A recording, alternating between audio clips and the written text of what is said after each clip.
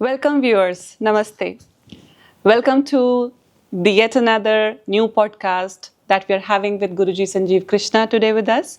And it is about an ancient natural art of defense called Kalaripayattu. So, Namaste, Guruji. Namaste, Ambika. How are you, Guruji? Good.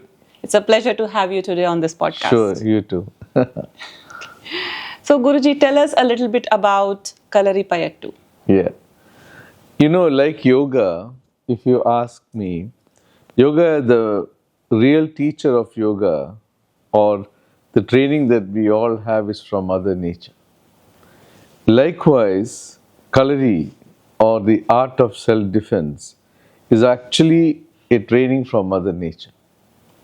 Because animals, when they are comfortable, lovely, happy, they're enjoying. But when it comes to an adverse situation, immediately their muscle memories gets activated to tackle any dire situations. So this training has been imbibed from the world of nature. If you see, all the muscle memories of every animal, creatures, birds, fishes, is all there in us because we are an evolved species. So, but the issue is we do not activate those muscle memories.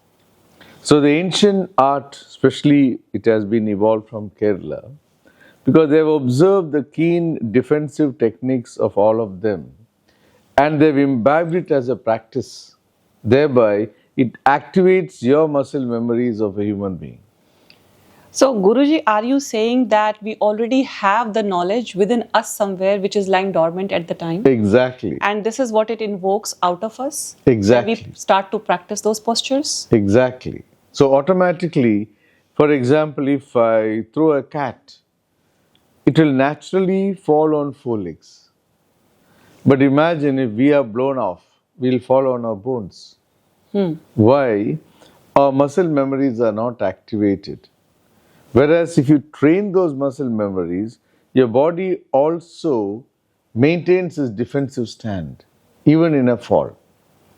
This is very much required for children, especially those who are into activities, sports, all of that. So this is one of the reason why I feel this knowledge has to be imbibed to children at a very young age. It develops confidence, discipline, stamina building, dedication, determination, and all the major requirement of a beautiful human personality blossoms with these training. Guruji, this has been scientifically proven that our memory is not just in our brain cells. Yeah. It is everywhere in our body. Like you just mentioned about the muscle memory.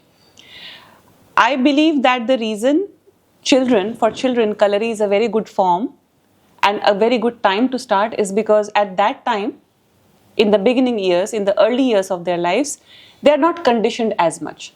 So it is easier for them to adapt and adopt this form easily more than the grown-ups. Is that what we understand? Exactly. It's very, very good. See, as you rightly said, sometimes you put your hand in your bag and you take out the item what you want to take. You don't have eyes for your hands, but you can sense. Right. So every cell in the body has its own life. So naturally when you activate them, this becomes a powerful medium of defense.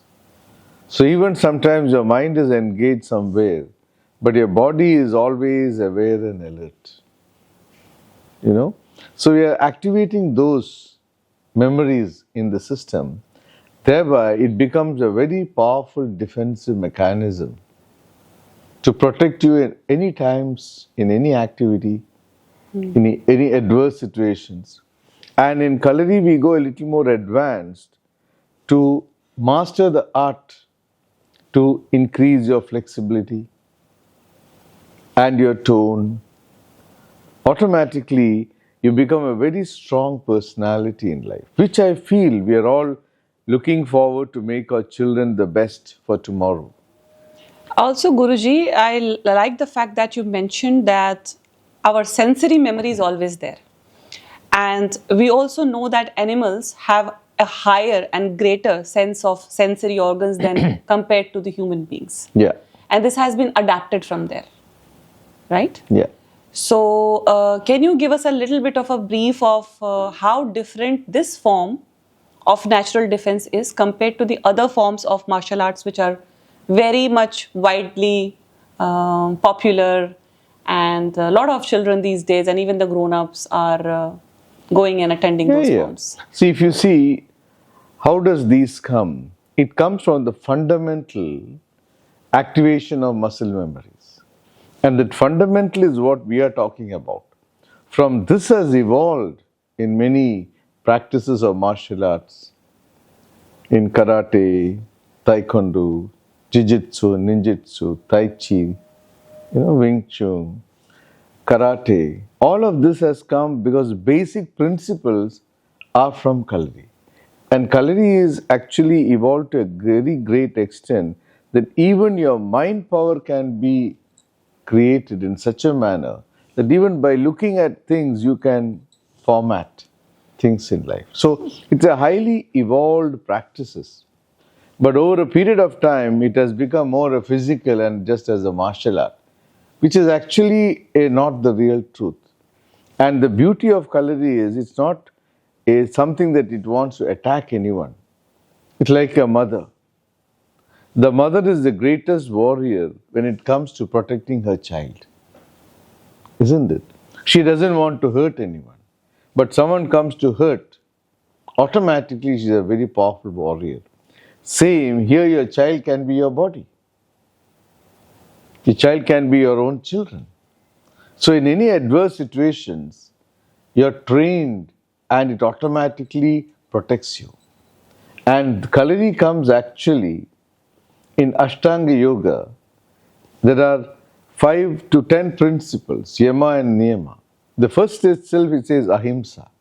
Do not give pain to others, but someone who is ignorant and who wants to attack you, you cannot say you hit me. So there you should master the art of defense. You request them, communicate with them, do everything to them. Finally, if they are out of ignorance, want to attack you or destroy you, you have to defend. If you do not know, what will you do? That's why it's very essential to be taught in schools, children's, and give the right knowledge, not as a martial art, but as a very powerful defensive mechanism. How you want to develop the state of a child to get the best in life, train the body also equally.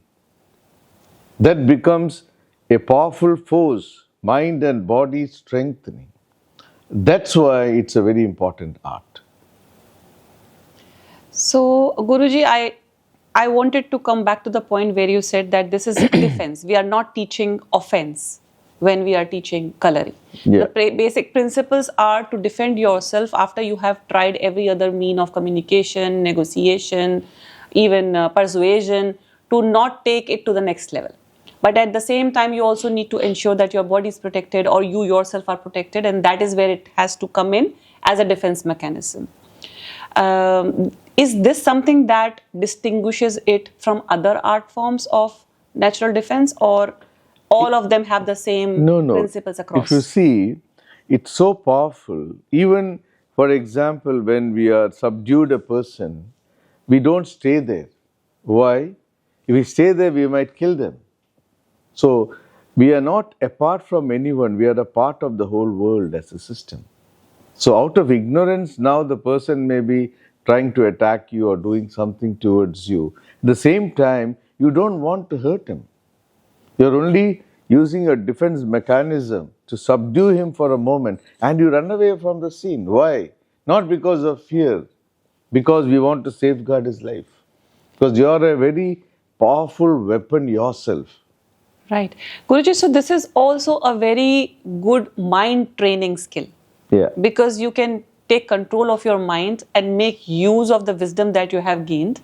Because you also need to be aware that while you are defending yourself, you don't become aggressive in order to hurt somebody. Never. So it is characteristic development, it is mind development, Yeah. it is wisdom development also in a way. Exactly. So this is basically a full personality transformation rather than just looking at it from an art form or from a defense mechanism. Yeah. It is an overall character Molding. And I think that makes sense, because then in that case, if we try to train our children from the very young and early ages, they become more wise and they can also take control of their emotions, which can turn negative in adverse situations. Exactly. Okay, Guruji, now that brings me to a very important question that our viewers would be interested in. How long does it take for a child to get fully trained in Kalari? And how long does it take for an adult also? Now that we are conditioned, I'm sure that nobody wants to stay away from such a beautiful martial form.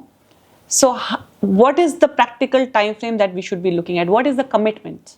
See, it's a very nice question, but the thing is, if you observe, in any form of imbibing knowledge, a teacher never teaches, but the student learns. So the interest of the student, the initiative, the passion that the child has towards the art form is the time that they master it. Of course, we keep a certain timing like 3 months, 6 months, they'll be able to gauge this much understanding and all that. But it also depends on the interest the child has. Many a time, for example, parents push the children. They don't like to learn. Initially it's fine, but gradually the child gains the knowledge and then passion develops in them. They will learn. So 3 to 6 months is ideal to get to a certain level, but then it has to. There's no end, because knowledge in life has no end. This also is an infinite knowledge. Great. Guruji, I'll just ask you a fun question for our viewers as well. So can you give us a few examples of the animal postures which are a part of Kalari? Yeah. And what kind of characteristics of that animal they project and they enhance the personality of a human being who is practicing Kalari? Yeah. For example, we say in Kalari there is Ashtavadivu, 8 defensive protective mechanisms which certain animals imbibe, which covers plenty of other species in these 8. For example, we say elephant stand. It's called Gejavadivu. So in that posture, you can see your both parts of legs are becoming very strong. Very strong. This develops the strength of the human body. You can even carry weights on your thighs. Okay. Elephants, then we have the attacking postures of lion posture, boar posture, horse posture. Then we have the cat, fish, peacock, snake. So all this covers major stands in a human system. Especially snake posture is strengthening the spine. Snake is a creature, if you observe, it has no legs nor wings. But the speed by which a snake moves, you can't imagine. Why? The spine is so agile, flexible, strong and vibrant. So all these practices are slowly, we have observed these creatures, animals, birds in defense, how they instinctively protect. That's actually the knowledge from nature, because animals don't have those intelligence, they instinctively protect. That means nature is guiding them. Yeah? So this human being also has, but we are more comfort seeking, so we don't master them as though it is inside us. So this is very much aligned to nature itself. Exactly. It's a very sustainable technique that we can adopt. Yeah. Because it is not dependent on any other external factor. No. We have learned, we have observed from our surroundings and nature, and that is what we implement in this. I have another question. These days there is a lot of focus on physical fitness by the adults as well. does it also help the grown-ups, the adults, to take charge of their current state of physical fitness? Of course, because if you see, even in yogic practices, if you observe, there's something called Sukshma Vyayam, subtle exercises. Any age, any person who wants to come back to health has opportunity. We say Sukham Sthiram Asana means you should be comfortable and steady whenever you do yogic practices or breathing or anything. Same imbibes for Kalari also. Do how much you can and the body will come back to health. And the beauty of this, if you see, do you see animals going and taking dead weights and all? They are much more strong and powerful than all of us, unless we put them in cages and stop them from doing their own regular workouts. But still, even in a cage, you can see an animal stretching itself every day. Right. When you stretch, you are not only activating the muscle, but also the internal organs of the body. You got it? So that's why age is not a factor. Anyone at any time slowly starts working on it, you can get to that higher state. If you see an animal, for example, a lion, 140 pounds, it jumps 18 feet up. Very powerful. You didn't train them, but they know naturally how much it can go. Awesome. So that's the beauty of this knowledge. This, I feel, the world should realize the real essence of it rather than treating it as a martial art. It's not a martial art. So it's yoga in a different form. It's a, for example, a human being to maintain health, he need to do regular stretches. But at the same time, when a human being is in adverse situations, he should learn how to protect himself. That science is all about. Absolutely. Yeah. Absolutely. Guruji, coming back to the techniques of Kalari, Yeah. are the breathing techniques also integrated into this form? Because what I have seen in some of the different martial arts, it is not a part of it. However, do we consider pranayam techniques or holding breath or taking control of our breath in this form also? Of course. It's not only the activation of the muscle memories, it's a coordination with the breathing, also your mind, and also the intelligence on the art of these techniques. So it's not only mind is actually acting according to the understanding. So when you understand the steps and use the mind as a habitual conditioned aspects of it, then it's very swift, very powerful, very vibrant, very dynamic. And also it helps you to be much more perfect in anything that you imbibe yourself to do for tomorrow. It's a personality development. That's why it makes a child a very powerful commando. At the same time, not to hurt, but to just protect himself. So mind control, concentration, determination, a full personality transformation is what we can expect once we start to practice Kalari. Exactly. Is there any other thing that you'd like to share today with us? Which is very essential, I feel. We should imbibe this knowledge to children. Because all of us want our children to be the best. We are every day running around, putting them there, putting them here, picking up there, picking up there. Why? Because you want your child to be the best. But if there is an art form that can cover a whole dimension about it, why not give this training? I absolutely agree, Guruji.